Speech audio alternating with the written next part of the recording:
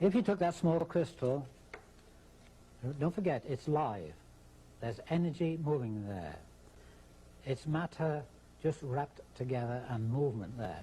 Now, if you took a piece of copper wire, fine copper wire, and you wrapped so many coils around it, leaving one end loose, and then wrapped it with some mica, and then wrapped the rest of the coil around it, and leave the two wires, one outside the mica and one inside the mica, now you have a little motor.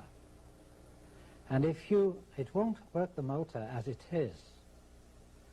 If you put it in a vise or something to squeeze it at the center, then the two wires will make a little motor run. It's what you call piezoelectricity. Now, in the case of this, supposing I put that up into a pyramid or a bigger crystal, then this is feeding that more energy and it's continuous.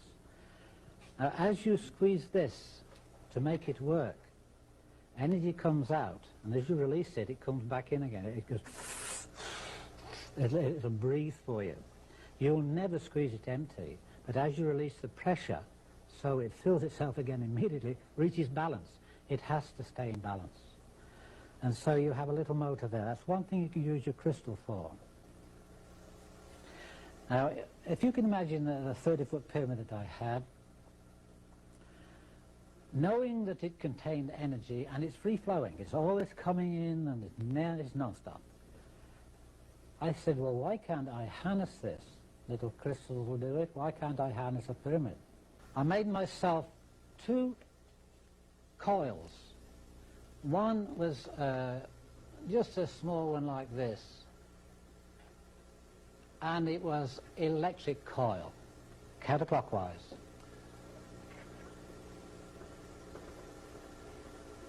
And I hung that in the top of the pyramid. But before I did that, it was stove wire. And there's about 8 strands of copper wire and stove wire. And I undid them and made them into a lot of fingers like this, spread them out, something like an antenna. And this end here, I just hung it up, fastened it up onto the beams, and that was right in the peak. Now I went downstairs, and I had a spare piece of plywood, quarter ply, and I made a magnetic coil with old antenna wire. It was double wire. And I put one end straight through into the earth, and so looking at it like this, it stuck through there, and my coil is on here like that. And the other end I left standing up to connect. One's into the earth. Now all this wire here, it's only quarter ply, and I used 2-inch staples.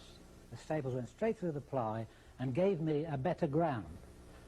This was also ground in the center. Now, there are many things that have happened to me in my time that I can't really explain. There are many things that I have known, but don't know how I know. And this is one instance where this happened to me. I knew I had to connect these two together with some natural wool, sheep's wool. Nylon was not what I wanted. And so I got hold of some ordinary wool, and I measured it out. Up the stairs go right to the top. I measured it out so it hung from here to within 6 inches of the floor. Plenty to fasten to that and to fasten to this. Now I stood on some steps up there and fastened that to there. I just wrapped around and tied it round. Simple. Nothing clever about it, just fastened it to this copper wire. And I hung this down through the steps, through the stairway, until it was hanging down, but it wasn't touching the floor. I went downstairs to connect this to that, and as I caught hold of that, it threw me 20 feet across the floor. I'm 180 pounds, and it picked me up and threw me 20 feet across the floor. I got no skin on this elbow here and all down my leg here. And I lay there for about 5 minutes at least, wouldn't know what happened to me. All I had done was touched a piece of wool.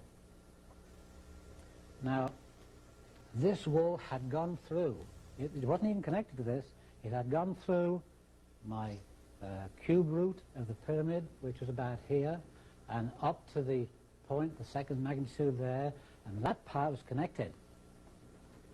And when I touched that, I grounded the whole damn thing, and it threw me 20 feet across the floor. I didn't know what had happened to me, and the result of it was I took the whole thing to pieces. I still have the parts. You can have them if you want them. And I realized that I was fooling around with something I didn't really understand. It taught me a lesson, but it also meant that I could stand here and tell you, don't fool around with these crystals until you know what you're doing.